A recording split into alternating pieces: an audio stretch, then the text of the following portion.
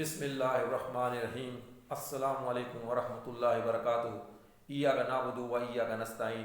جزا اللہ عنا سیدنا محمد صلی اللہ علیہ وسلم میرے پیارے پاکستانیوں، میں ہوں راؤ مسرور۔ آپ میرا یہ سیاسی تجزیہ فیس بک، انسٹاگرام اور ٹک ٹاک پر بھی سن سکتے ہیں۔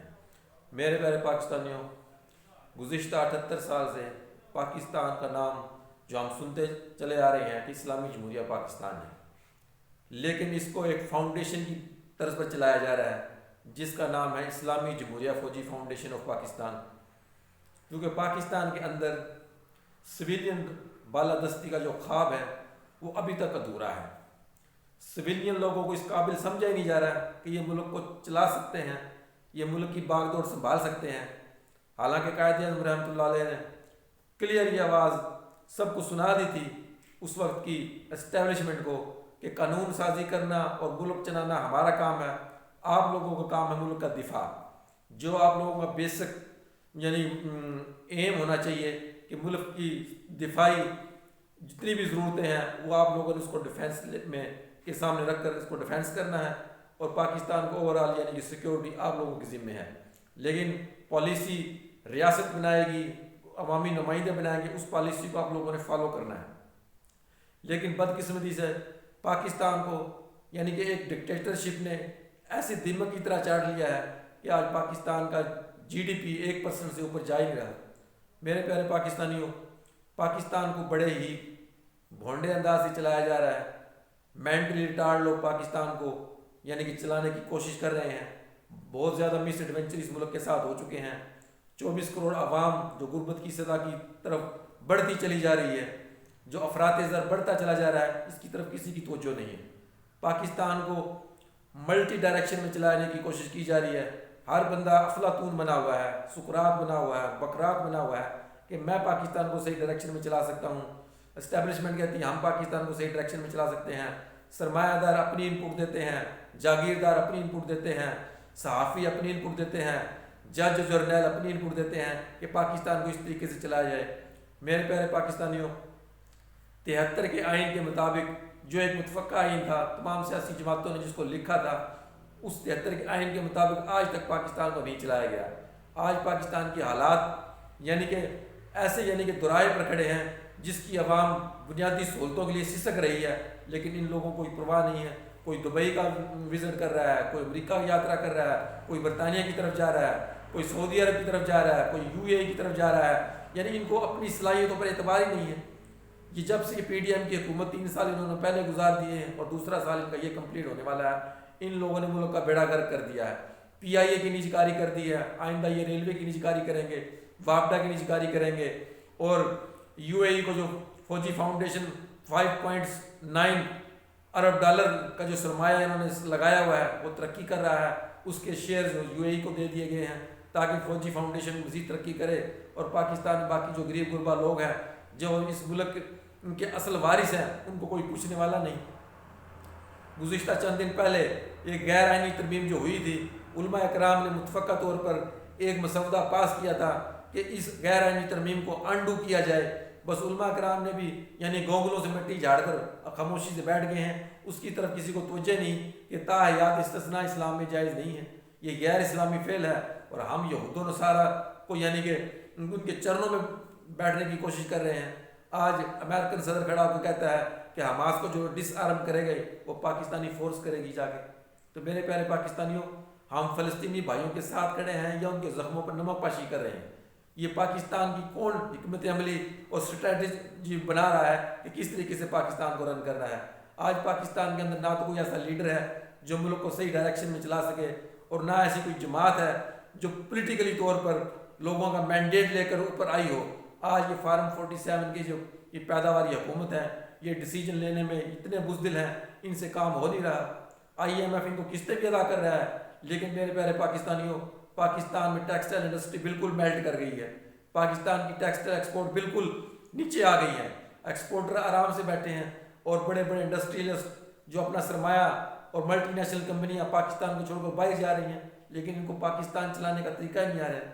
میرے پیارے پاکستانیوں، پاکستان کو سویلین بالادستی کے تحت ہی چلایا جا سکتا ہے، اور پاکستان کی ترقی بھی سویلین بالادستی میں ہی مضمر ہے۔ یہ لوگ 78 سالوں سے اس بات کو سمجھ نہیں پائے۔ ان لوگوں نے اپنی تجوریاں بھر لی ہیں، خواہ وہ جج ہیں، جرنیل ہیں، جرنلسٹ ہیں، جاگیردار ہیں، انڈسٹریلسٹ ہیں، ان سب لوگوں نے کہ اپنے اکاؤنٹ، اپنے کاروبار ان کے ترقی کر رہے ہیں، لیکن پاکستان کی عوام ترقی نہیں کر رہی، پاکستان کی عوام کے حالات تبدیل نہیں ہو رہے۔ 2 وقت کی روٹی کے لیے مزدور سسکتے پھر رہے ہیں، در بدر ٹھوکریں کھا رہے ہیں، نہ ان کو جاب سیکورٹی، نہ ان کو فوڈ سیکورٹی، نہ ان کو سوشل سیکورٹی۔ ان کا ایشو کون ٹیک اپ کرے گا؟ آج میڈیا میں بھی جتنے جگادری بیٹھے ہیں وہ سب کے سب یعنی کہ عاصم منیر کو ڈسکس کر رہے ہیں، اسٹیبلشمنٹ کے رول کو ڈسکس کر رہے ہیں، امریکہ کے رول کو ڈسکس کر رہے ہیں، چائنا کے رول کو ڈسکس کر رہے ہیں، رشیا کے رول کو ڈسکس کر رہے ہیں، لیکن اگر ڈسکس نہیں ہو رہی تو یہ بیچاری عوام نہیں ہو رہی، جس کا کوئی پرسان حال ہی نہیں ہے۔ ہم ایک اسلامی جمہوریہ پاکستان میں رہنے والے ہیں، لیکن ہمارے اندر کوئی اسلامی ویلیوز ہیں؟ جب اذان ایسے ہوتی ہے جیسے اس ملک کے اندر بڑا دین نافذ ہے، لیکن جب نماز پڑھنے کے لیے 1.5 سے 2 صف یعنی کہ نمازیں ہوتی ہیں، ہر مسجد میں 1.5 سے 2 صف ہوتی ہیں، اور باقی ہیں یعنی کہ مسلمان نہیں۔ یہ 99% مسلمانوں کا ملک ہے، اس اللہ کے گھروں کو کون آباد کرے گا؟ جو اللہ کے گھروں کو آباد کریں گے اللہ ان کے گھروں کو آباد کرے گا۔ آج ہم دین سے اتنے دور چلے گئے ہیں، ہماری ماں بہنیں بیٹیاں یعنی کہ وہ شو بیز میں آنا چاہتی ہیں اور ٹک ٹاک پر آ کے ڈانس کرنا پسند کرنا چاہتی ہیں، گانوں پہ ناچ گانوں پہ اپنی خوبصورتی کو نمایاں طور پر پیش کرنا چاہتی ہیں۔ آج سوشل میڈیا میں نوجوان نسل کس طرف جا رہی ہے؟ دور حاضر کا جو نوجوانوں کے لیے ایک فتنہ بن گیا، یہ کرکٹ فتنہ بن گئی ہے۔ ہر کنٹری میں کسی نہ کسی ٹائپ کی لیگ ہو رہی ہے، ہمارا نوجوان کرکٹ میں اتنا مگن ہو گیا ہے وہ اپنی اصل کی طرف یعنی کہ آ ہی نہیں رہے۔ اللہ رب العزت نے ہمیں جس مقصد کے لیے ملک دیا تھا، قائد اعظم محمد علی جناح نے جس مقصد کے لیے ملک حاصل کیا تھا کہ اللہ کی شریعت کا نفاذ اس ملک میں ہوگا، اس کے لیے آج کوئی بھی آواز نہیں اٹھا رہا۔ علماء کرام اس سرسری سی آواز اٹھاتے ہیں اور آرام سے بیٹھ جاتے ہیں۔ یہ علماء کرام کی ڈیوٹی ہے کہ وہ کالا کالا رسول اللہ کا پرچم بلند کرنے کے لیے اس قوم کو اکٹھا کریں، یونائٹ کریں، اور مسلک سے بالا تر ہو کر اکٹھے ہوں اور اس ملک کو چلانے کے لیے کوئی حکمت عملی وضع کریں۔ پاکستان میں ہم اللہ کی یعنی کہ شریعت کے امین ہیں اور قرآن کے ہم امین ہیں، نہ ہمارے اندر قرآن زندہ ہے نہ اللہ کی شریعت زندہ۔ ہم پتہ نہیں کس ٹائپ کی زندگی گزار رہے ہیں، ہمارا رہن سہن، رسم و رواج، شادی بیاہ سب غیروں کے طریقے پر ہے۔ ایک سنت کو پورا کرنے کے لیے ہم کتنی اللہ کی حکم دولیاں کرتے ہیں، نبی علیہ الصلوۃ والسلام کی کتنی سنتوں کی بے حرمتی کرتے ہیں۔ کسی کو یعنی کہ اس چیز کی فکر ہی نہیں ہے کہ ہمیں اس دنیا میں کس لیے آئے ہیں۔ ہم مسلمان ہیں، ہماری اولین ڈیوٹی یہ ہے کہ پہلے اللہ کے حکموں کو نبی علیہ الصلوۃ والسلام کے مبارک طریقے کے مطابق پورا کرنا۔ آج کون ہے 95% یعنی کہ پاکستانی نماز ہی نہیں پڑھتے، پھر ہم بڑے بڑے بلند دعوے کرتے ہیں کہ ہم اسلامی جمہوریہ پاکستان کے رہنے والے ہیں، ہم مسلمان ہیں۔ ہماری مسلمانی دے کر کون مسلمان ہوگا؟ ہمارے جیسے کوئی منافق قوم ہے، ہر چیز میں ہم ملاوٹ کر رہے ہیں، کھانے کی ہر چیز میں ملاوٹ ہے، جھوٹ ہے، سفارش ہے، خوشامد ہے۔ اس کلچر نے پاکستان کے اندر فروغ پایا ہے۔ اس کلچر کو اگر فروغ دینا ہی تھا پھر ہم نام کے مسلمان ہیں، ہم منافق ترین قوم بن جائیں گے اللہ کی نظروں میں، اور ہیں ہم منافق ترین قوم۔